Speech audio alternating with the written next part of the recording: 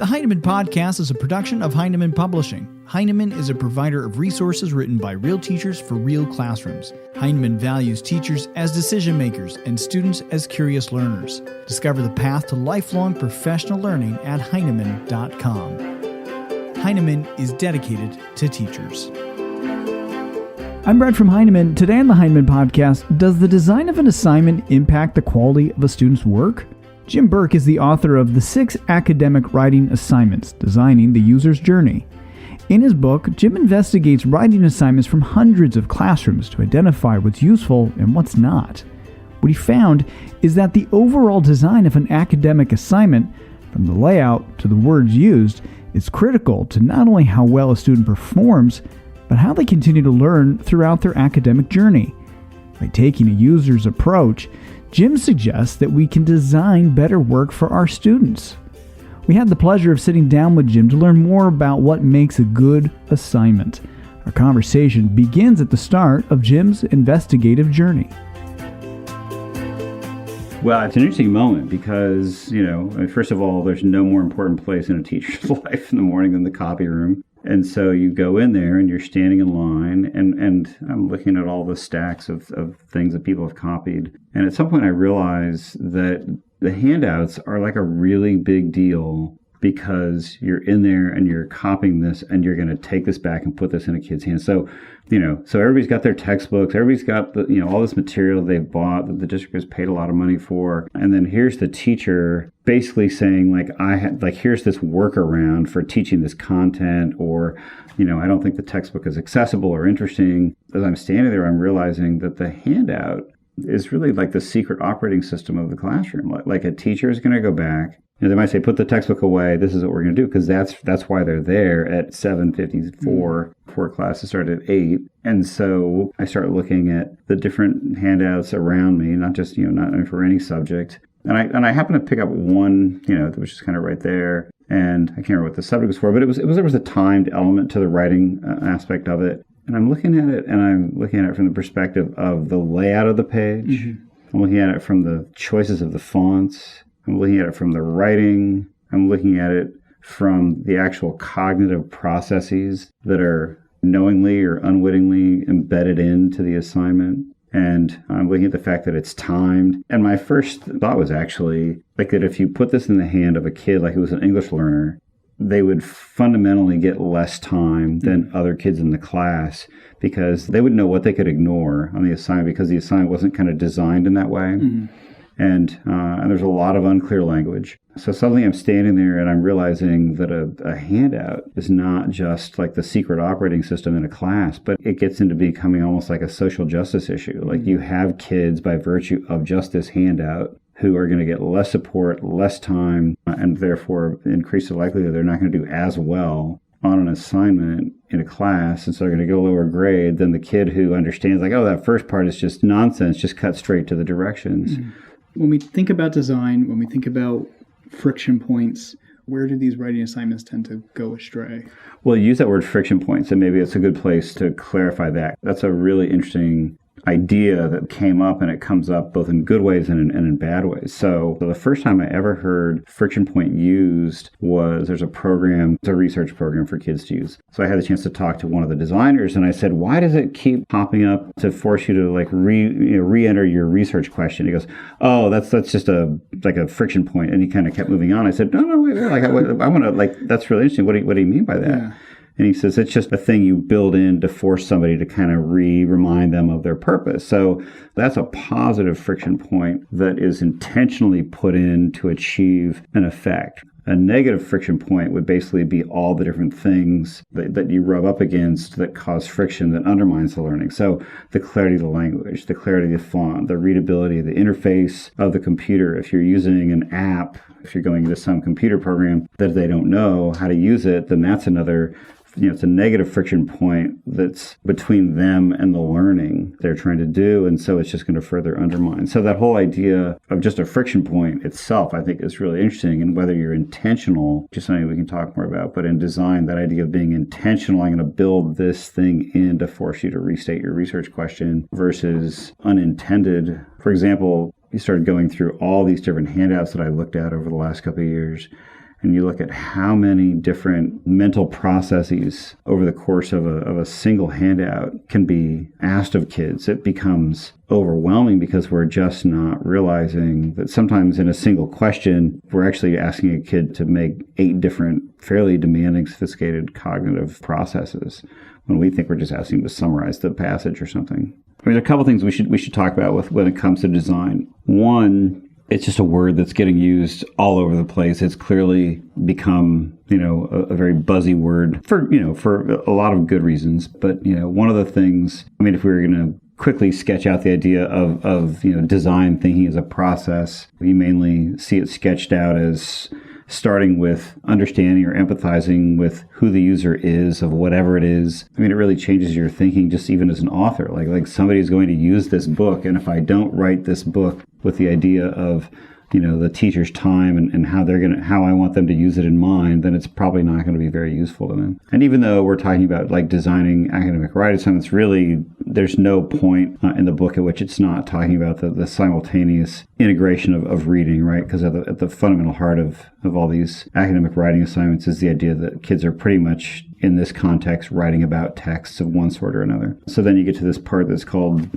generation or iteration. People call it different things, but you're basically generating as many different possibilities for the assignment as possible, and then you pick one. And then you develop a prototype, and then you test it, and you see how it plays. And then if it seems like a viable model, then you go back to fixing what didn't work and building on what did. And so you're just kind of get into this whole cycle of revision. But I think one of the things that the design process encourages you to do is like to be super intentional up front and really invest in the time to develop that assignment as an experience, this idea of the user's journey through the unit. What it challenges me to do, I feel, is to come back and keep trying to make it better, because you're just, in a sense, you're in this ongoing process of looking at each assignment as a prototype that can be improved to better try to meet all those kids' needs. And the other aspect of it, going back to your question, is I just marvel at how each year just kind of has its own flavor.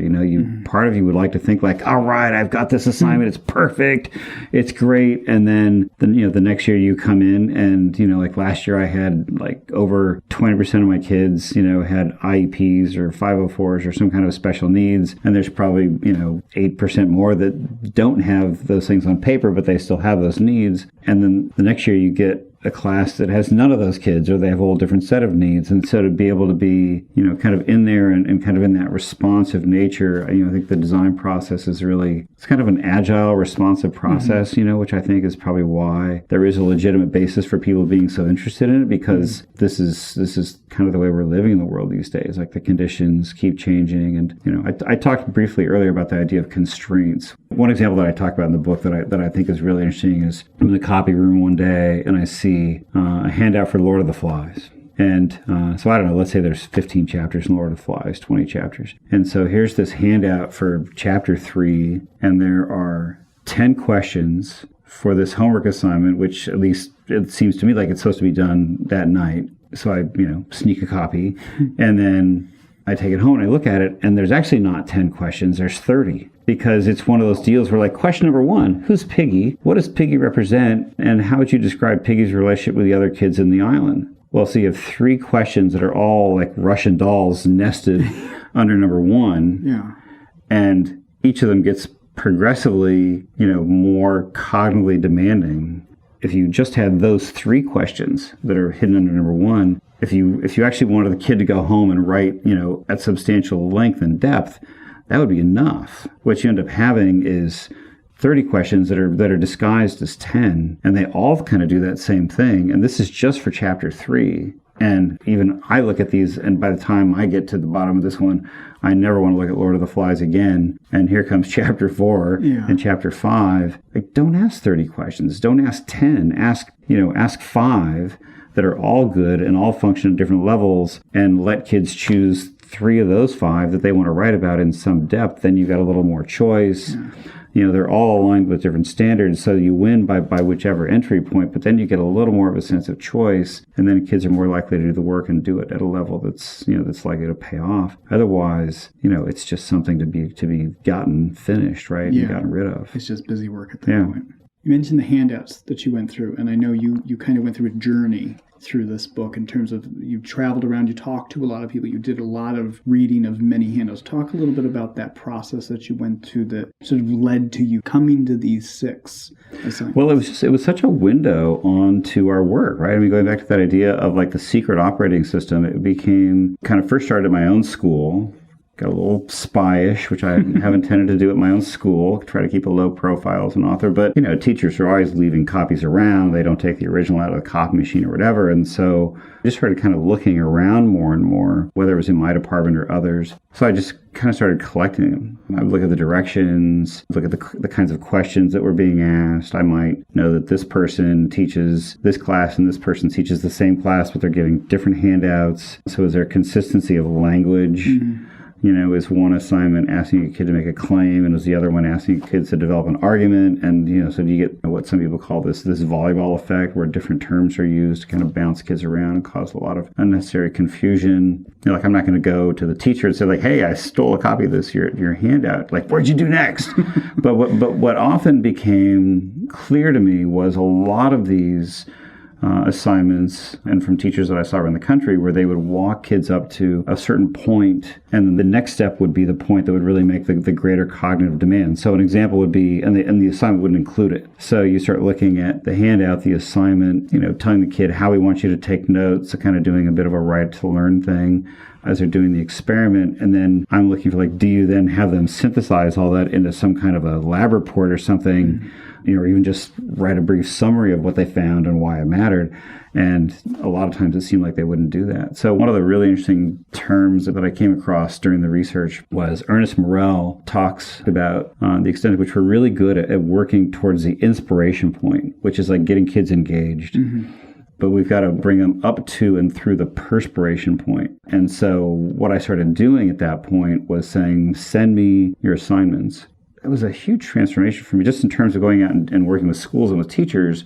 You can't really do that at a conference, but what I would say if I was going to a district or a school is to have people send me representative assignments, whether they're like their assignments that they think are really some of their best, they think they really get good results or whatever, and then reorganize the day around some of these key principles that I began to discover that were fundamental to effective assignments, and have them go back into their own assignments and basically kind of do this reverse engineering and break the language and the design of their handouts and all that kind of stuff down and make them more aware of just how many things were going on. And sometimes people just wouldn't realize how many different things they were asking a kid to do simultaneously, at least if the kids were going to do them at the level that they expected. Mm-hmm. So that idea of gathering assignments, and then I just got really deliberate about it. So pretty much every district I've been working with for the last couple of years, part of the process has been to send me representative assignments. And then when we do the workshop, to have the the teachers come in with their own work and spend, as much of the day as possible going into an assignment and looking at the cognitive moves, looking at Webb's depth of knowledge model and things like that, and really look at, are they getting those kids up to those higher levels? And, if we can have that conversation about our own work, honestly, I think we all realize, myself included, that there's just always ways that we can improve it. Did you see key features jump out at you that led to the 6? So I started this inquiry into what are the elements of effective secondary writing assignments. And then Tom Newkirk, my editor, pointed out to me a book where a guy, I think it's just called Writing Assignments, where this guy was doing the same thing at the college level. And he gathered like thousands of assignments and broke them all down. And these were all freshman level college assignments, and started looking at just the different kinds of assignments. And so you get into like short answer and research papers and things like that, which has a lot of implications for us. If we're always trying to prepare the kids for what comes up, then the question is what's going on there. And then a really interesting, probably for my money, one of the most interesting reports during the time came out. It was a report called Checking In that came out from Education Trust in DC, which in the past has tended to be much more policy oriented. And they do a lot of great work looking at equity and social justice and stuff like that in instruction. And they started with this premise that if a state was doing standards legitimately, then there should be some reasonable expectation of transformation and gains. And if not, then what's that been all about? And so they did the same assignment, except they did it at the middle school level. So this one guy has got this thing going at the college level, and they started through this at the middle school level, and then I started doing it at the high school level. And so they looked at, I think, 3,000 assignments, and they were going to come out in like a year with a report. And the things that they found concerned them so much that they felt like they had to initiate this report as soon as possible to try to alert people. So what they began to realize was that the assignments needed to be aligned with standards, whether it's from the College Board with AP program, like Common Core, whatever. But you got to have some high mark that you're trying to reach. They had to be cognitively demanding. They had to be engaging and motivating, and that they had to draw on kids' skills, like develop the skills that kids needed to be able to work at this level. And the number of assignments they found that were meeting those criteria was just really profoundly troubling. So it's just interesting, I think, at a time for all of us, whether it's at the college, the middle school, or the high school level, to kind of be arriving at this question of, I almost go back to that secret operating system analogy, because we're all looking at handouts. Yeah. Basically, and saying, are these things that people are giving students to do, are they cognitively demanding? Are they engaging in things like that? And the results on all fronts were fairly troubling. So, of course, one of the things you can say about the profession right now is, it goes back to one of Don Graves' old great comments, which is that teachers are like 5-pound bags into which people are always trying to stuff 10 pounds of grain, right? So, nobody is ever coming by and saying, Jim, we'd just like you to do less, right? I get 51 minutes in a class. Yeah. And so there's this question of constraints. One of the fundamental principles is when you're designing something, whatever it is, whether it's a phone, you've got the constraint of the size of your pocket or how long the battery can last or whatever.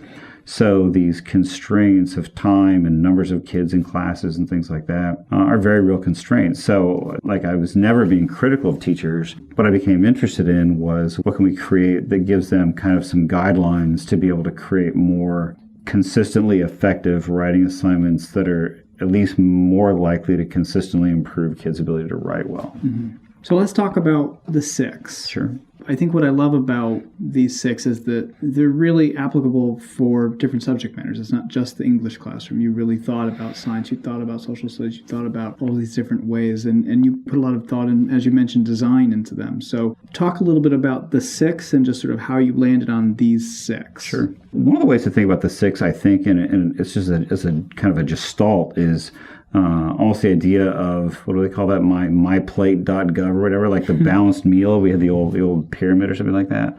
And so if you look at the whole kind of cognitive intellectual diet of a kid, they should be, consuming kind of a variety of types and levels. So the 6, what they sorted out into was the idea of writing to learn, which is writing that can be used in a lot of different ways. It can be in a journal. It's writing that's often more informal. It may happen at the beginning of class, just kind of get people ready for a conversation. It tends to focus less on, the style of the writing and things like that. You've got short answer, which is, anything from a sentence, maybe up to a paragraph. But, the kids are having to generate the language. You've got what I called process papers, which was a concept that some people grappled with for a while because they would say, is that like an analytical essay or an argument essay? And to me, the 6 aren't a rhetorical model. So, the process paper is simply a paper that you take through all over some portion of the writing process, which, Judith Langer and Arthur Appleby have found in their big study of writing that a lot of people say that they really embrace and appreciate the writing process. But when they go out and they observe them in classes in their big national study, they found that a lot of people, they have an identity of themselves as doing a lot of writing process, but in fact, they're not finding or making enough time in their class to be able to do too much of that. So the process paper is simply a paper which could be really of any length that you're going through all or some portion of the writing process. You've got writing on demand, which, if you go back to that balanced diet analogy, is part of the challenge with that is that you have some people that are just wildly out of balance in their, academic diet, right? Like kids are just writing timed essays. And then you have research or kind of long form. So it doesn't specifically have to be a research paper, but it's kind of the idea of kind of getting in and going long. And then you have what I called alternative assignments, which can be anything from mixed media types of pieces to more functional pieces like resumes. A lot of the work that can go on that kind of involves different forms can fall into the alternative assignments. But then the question is, what are kids actually being expected to do when they get to college? So as a father of a daughter who just finished her first year in college, I have, all too clear a grasp on the demands of that. And it's revealing, right? So you get assignments at the college level that ask kids to make a lot of different moves, drawing on a lot of different kinds of texts that are often most consistently aligned with, I would say, the long form or the research kind of paper. You can't be doing all these things all the time, obviously. One of the things that really unexpectedly came out of the research was, which I hadn't been aware of until I was writing the book, was the extent to which they often can dovetail or you can kind of get a twofer. So if you have a kid write a timed, writing on demand piece, practice for the state, for the AP, whatever it might be, you can treat that as a terminal assignment, like you got to be on the assignment. Or you can treat that as, okay, so that's kind of round one was we're just going to treat that as a practice for the state test. Now we've done that practice for the state test, and now I want to treat it as if we've got a rough draft of an essay that we can then use to actually revise it and treat it as a process paper. And that's really where the writing instruction is going to come, because the writing on demand, there's not really much room for writing instruction. The whole thing is kind of a get in there and sit and write the piece. Looking at some of the writing to learn things that you can have kids do that are kind of preparatory for the process paper, right? So you can kind of work in writing to learn things throughout. In the book, there's a big emphasis on what, in my class, what we call the expert project paper, which is this year-long inquiry into one topic. And was not obvious to me until I was writing the book. So there's just about every type of other writing assignment, out of the 6 that ends up getting folded into the expert project by the time it's finished. The kids go out and they do original research, and they've got to write up this alternative form of the executive summary. They have to write up surveys and things like that, which is another alternative form, kind of a work-related kind of form. They're doing a lot of writing to learn in response to articles they're reading along the way. They're doing timed writing in response to books that they're reading, because the project goes over the course of a whole year. And then when they get to the long form for the actual paper itself, they're essentially writing a process paper, which is an 8 to 10 page paper, for the long form for that paper. So that extent to which oftentimes, they dovetail in on each other. At the same time, I think the idea of the 6 is to kind of be able to check yourself, to say, we've just been doing a lot of writing to learn lately, and that's fine, but there's not a great level of accountability to that. It's kind of just whatever kids want to think about that. And so how do we design assignments that are, if we're going to do writing to learn, there are short answer pieces that are asking kids to engage in deeper, more thoughtful levels with text that we read, for example.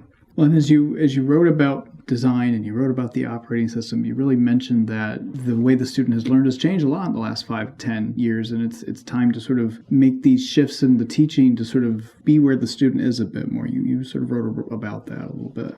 Well, we just have so many different kinds of kids in the class, And I think one of the things, one of the other really transformative aspects of the research process for the book was arriving at this idea. If you talk about design is fundamentally about the idea of the user, right? Of the thing that you're going to design.